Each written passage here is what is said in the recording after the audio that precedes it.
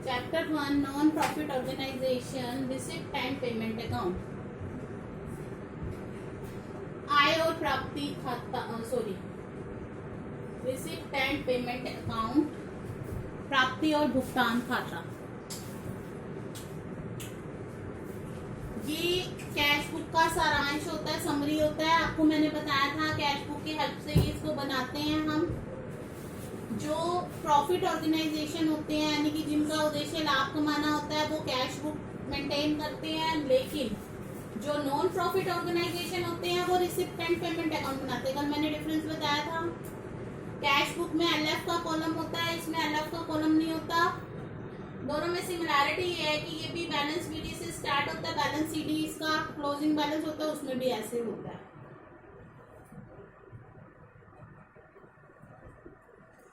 Receipt and payment account, पहले आप इसको नोट कर लीजिए।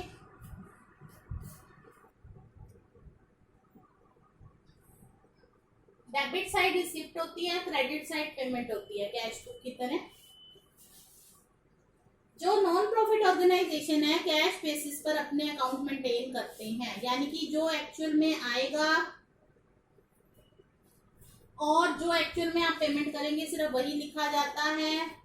कोई भी ऐसा खर्चा जो अनपेड हो या कोई भी ऐसी इनकम जो फ्यूचर में होने की संभावना है वो इसमें नहीं लिखी जाती। तो हम आज इसका फॉर्मेट करेंगे। देखिए, टू बैलेंस बीडी से स्टार्ट होता है ये, यानी कि ओपनिंग बैलेंस जो है लिखा जाता है cash in hand, cash at bank. सबसे पहले बैलेंस लिखा जाता है, ओपनिंग बैलेंस। फिर रिसिप्ट लिखी जाती है। मैंने आपको ये भी बताया था दो तरह की रिसिप्ट होती हैं, रेवेन्यू रिसिप्ट और कैपिटल रिसिप्ट। मैं दोनों में डिफरेंस बता रही हूँ, अपनी 11th क्लास में पढ़ा है फिर भी मैं बता रही हूँ। रेवेन्यू रिसिप्ट वो रिसिप्ट होती हैं जो रेगुलर नेचर की होती हैं, यानी कि बार बार होने वाली प्राप्तियां। जो इनकम बार बार होती है उसे रेवेन्यू रिसिप्ट कहते हैं, और जो कभी कभी नेचर की होती है और जिससे हमारी जो हमारी कभी कभी नेचर की होती हैं वो कैपिटल रिसिप्ट कहलाती हैं। मतलब ऐसी रिसिप्ट जो आम तौर पर आपको नहीं प्राप्त होती, कभी कभी जो है आपको मिलती है। फॉर एग्जाम्पल, मैं आपको एक छोटा सा एग्जाम्पल देती हूँ। जैसे आप स्कूल में पढ़ते हैं, जो आपकी फीस आती है वो स्कूल की रेवेन्यू रिसिप्ट है, क्योंकि आप बार बार फीस देते हैं। इसी तरह से स्कूल में मान लो कोई डोनेशन दे गया कि एक लाइब्रेरी बनाई जाए, उसके लिए कोई डोनेशन दे जाता है, तो हर कोई बार बार आके डोनेशन नहीं दे रहा। कोई मिनिस्टर आए या कोई भी आए, हमारे ऐसे ऑनरेबल पर्सन आए, उन्होंने आकर पैसे दे दिए कि ये एक रूम बनाया जाए जिसमें लाइब्रेरी जो है बनाई जाए और ये बुक्स के लिए जो ये डोनेशन है, तो रेगुलर नेचर की नहीं है, तो ये कैपिटल रिसिप्ट कहलाएगी। तो ऐसी जो भी प्राप्ति जो रेगुलर नेचर की होती है, नियमित रूप से होने वाली होती है, उसको रेवेन्यू रिसिप्ट कहते हैं, और जो कभी कभी नेचर वाली होती है उसको कैपिटल रिसिप्ट कहा जाता है। रिसिप्ट एंड पेमेंट अकाउंट में हम दोनों तरह की रिसिप्ट लिखते हैं, बस हमें एक्चुअल में मिली होनी चाहिए। तो आपको ये भी याद रखना है कैपिटल रिसिप्ट कौन सी है और रेवेन्यू रिसिप्ट कौन सी है। आप उसको देख के आपको पता चल जाएगा ये रेगुलर नेचर का है, कभी कभी होने वाला। पहला है स्पेसिफिक डोनेशन। डोनेशन दो प्रकार की होती है। डोनेशन होता है दान। मैंने आपको बताया था इन संस्थाओं का मुख्य आय का स्रोत डोनेशन है, दान है। जैसे कोई टेम्पल है उसमें दान दे दिया, स्कूल है उसमें दे दिया, यूनिवर्सिटी है उसमें दे दिया, तो चैरिटेबल हॉस्पिटल है वहां दान दे दिया। तो ऐसी संस्थाएं दान मुख्य तौर पर मिलता ही रहता है। दो तरह के दान होते हैं, एक होती है जनरल डोनेशन, एक होती है स्पेसिफिक डोनेशन।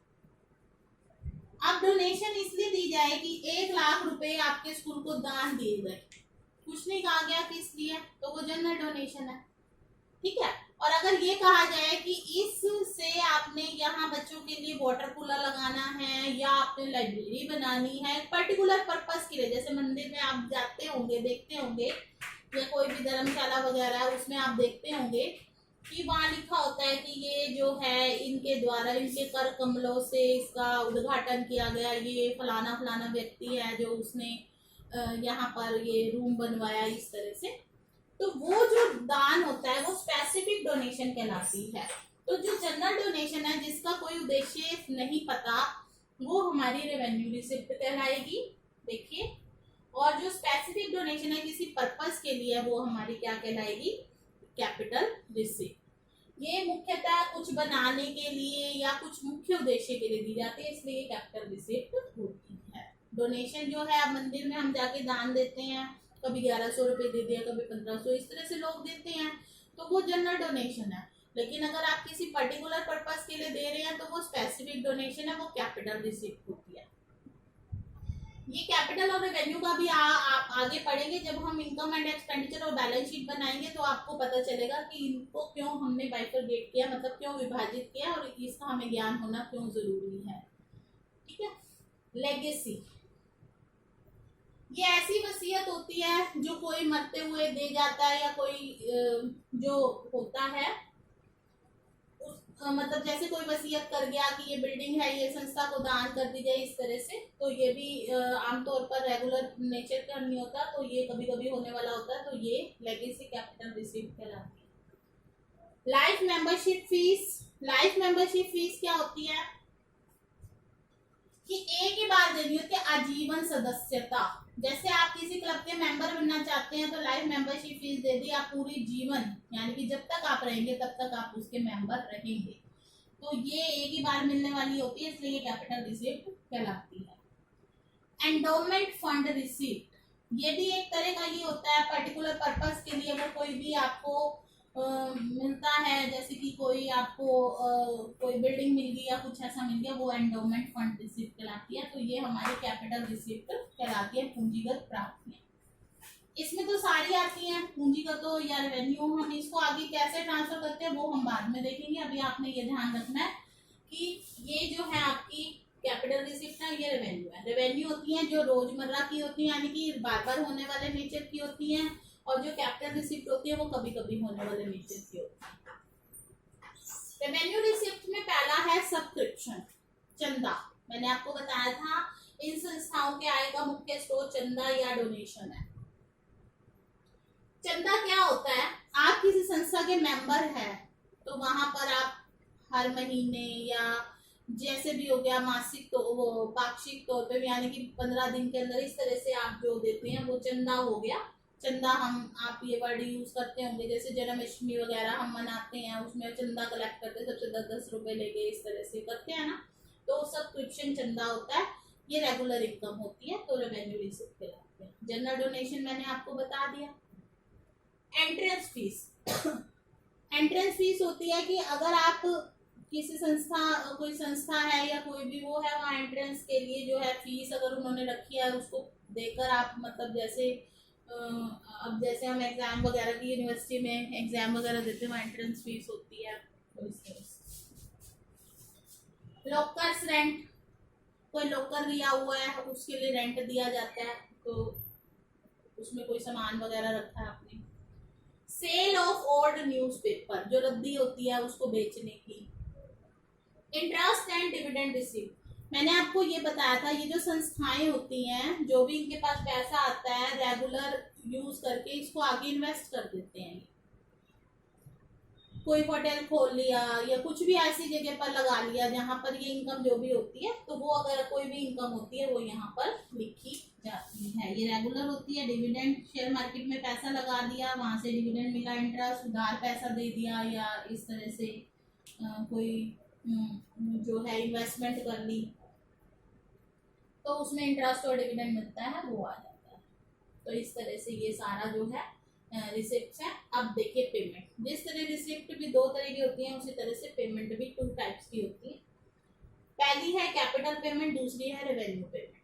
कैपिटल पेमेंट क्या होती है, कैपिटल पेमेंट होती है जिससे हमारी कोई एसेट बनती है, या ऐसा खर्चा जो हम बार बार नहीं कर रहे, वो कैपिटल पेमेंट कहलाएगा। फॉर एग्जाम्पल, जैसे आपने बिल्डिंग खरीदी, बुक्स ली, फर्नीचर, इन्वेस्टमेंट, ठीक है।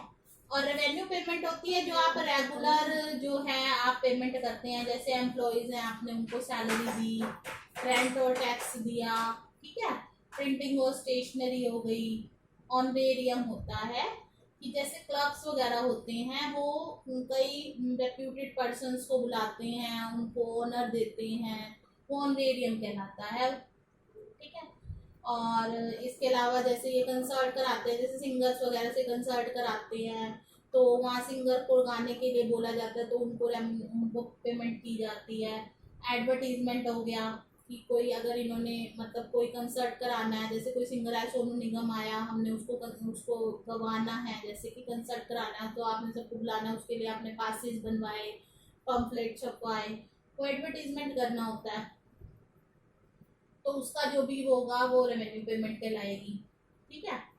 उसके बाद इलेक्ट्रिसिटी चार्जेस, चैरिटी पेड, अगर ये संस्थाएं अगर कोई चैरिटी वगैरह देती हैं, जैसे गरीब लोगों को दिया या कोरोना है तो इस तरह से लोगों की मदद की, तो टेलीफोन चार्जेस हो गए। ठीक है। ये सारा डेबिट में, ये सारा क्रेडिट में। तो बैलेंस जो आता है, जिस तरह से हम कैश बुक का बैलेंस निकालते थे, ऐसे ये बैलेंस आएगा, cash in hand, cash in bank. Balance एक ही आएगा। अगर ये दो दे रखे हैं तो इसमें एक आपको दिया होगा और एक आपको निकालना होगा, या दोनों में से एक ही होगा जो आपको निकालना होगा। तो ये बैलेंसिंग फिगर आता है हमेशा, ये याद रखना। ठीक है। अब आप इसको नोट करेंगे। हाँ, ये बाय है ना, इनके साथ मैंने बाय नहीं लिखा, लेकिन बट जो भी आइटम लिखी जाएगी उसके साथ बाय लिखा जाएगा। आप इस चीज का ध्यान रखना। एक बार 2-4 मिनट के लिए आप देख लीजिए इसे। साइड में ये क्वेश्चन की स्टेटमेंट लिखा हुआ है, इसको मैं अभी करके दिखाऊंगी आपको। फॉर्मेट आपने अच्छे से करना है। ये सारे आइटम याद करने की जरूरत नहीं है आपको, लेकिन आपको जितने याद हो जाए उतना अच्छा है आपके लिए। जो आप इजीली आइडेंटिफाई कर सकते हैं कि ये खर्चा है, ये इनकम है, उसको तो रहने दीजिए। जो आपको इजीली नहीं पता, जैसे ऑन एरिया में आपको नहीं पता कि सेट आएगा, तो ये याद करिए कि ये पेमेंट है। जब हम रिसिप्ट एंड पेमेंट अकाउंट बनाएंगे तब इसको अलग अलग दिखाने की जरूरत नहीं है। वैसे आपको नॉर्मल तौर पे पता होना चाहिए ये कैपिटल पेमेंट है और ये रेवेन्यू। कैपिटल पेमेंट का मैं वैसे आपको आइडिया दे दूं, ये एसेट्स जो खरीदी जाती है ना, ये सारी कैपिटल पेमेंट में आएंगी, क्योंकि इससे हमारी एसेट इंक्रीज होती है। ठीक है। अब हम बनाएंगे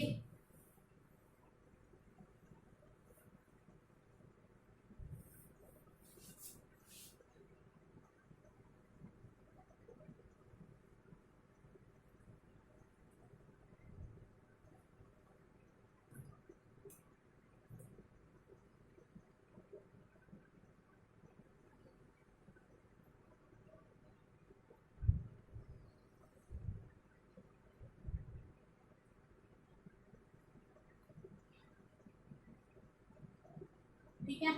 अब देखिए, देखो सब्सक्रिप्शन रिसीव ऐसे देखो, सबसे पहले तो हमने लिखना बैलेंस टू बैलेंस फ्रॉम, जो बैलेंस दे रखा है वो लिखेंगे। देखिए 1/4/17 को, ये 31/3/18 को बनेगा 4700, ये हमने लिख लिया। अब आप देखिए रिसिप्ट क्या है और पेमेंट क्या है। देखिए subscription receive to subscription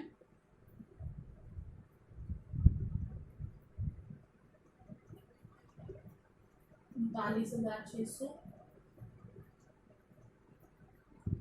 entrance fees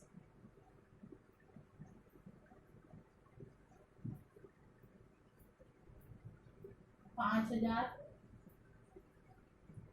admission fees वैसे तो सेम ही होती हैं, जैसे अब जो कोई भी आपने कहीं एडमिशन लेना तो उसकी एडमिशन फीस हो गई।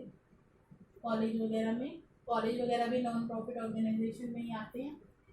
सेक्रेटरी रेमुनरेशन, रेमुनरेशन सैलरी होती है तो पेमेंट होगी।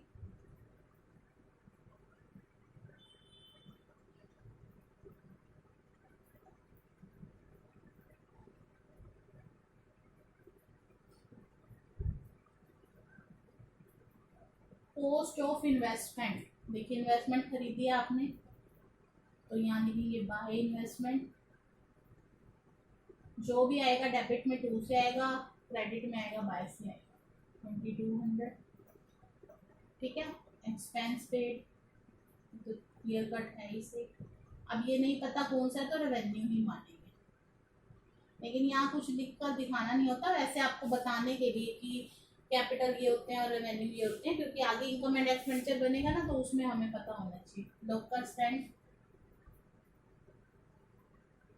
यही ज़्यादा है जो यूज़ होती हैं, तो ये एटलीस्ट आपको पता होना चाहिए। जनरल डोनेशन, दोनों तरह की डोनेशन तो दोनों तरह की आएगी, बस आपको पता होना चाहिए कि जनरल रेवेन्यू है और वो।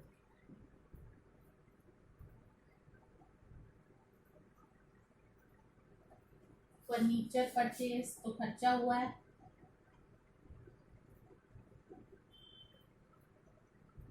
इसमें बस ये ध्यान रखना है एक्चुअल में किया गया एक्सपेंस और एक्चुअल वाली इनकम जो है वही आती है। अगर आपकी कोई इनकम ऐसी है जो अनपेड है, मतलब अनरिसीव्ड है, और या कोई खर्चा अनपेड है, जैसे अनपेड एक्सपेंस है, वो इसमें नहीं आएगा। डेप्रिसिएशन नहीं आएगा, डेप्रिसिएशन नॉन कैश एक्सपेंस होता है, उसको पेमेंट नहीं करते, सिर्फ प्रॉफिट को रिड्यूस करने के लिए उसको लिया जाता है, ताकि हमारी जो एसेट्स हैं अपनी जो है एक्चुअल वैल्यू पर हम शो कर सकें। तो इसीलिए इसमें सिर्फ वो एक्सपेंस और इनकम आती हैं जो एक्चुअल में होती हैं, तो ये दोनों आइटम इसमें नहीं आएंगे, तो प्लीज कोई रिलेशन। अब आप इधर का टोटल कर लीजिए, यहाँ पर आप वो निकालेंगे बाय बैलेंस कैरी डाउन, ये कैश का ही बैलेंस होगा, बैलेंसिंग फिगर निकालेंगे, तो इस तरह से हम ये बनाएंगे।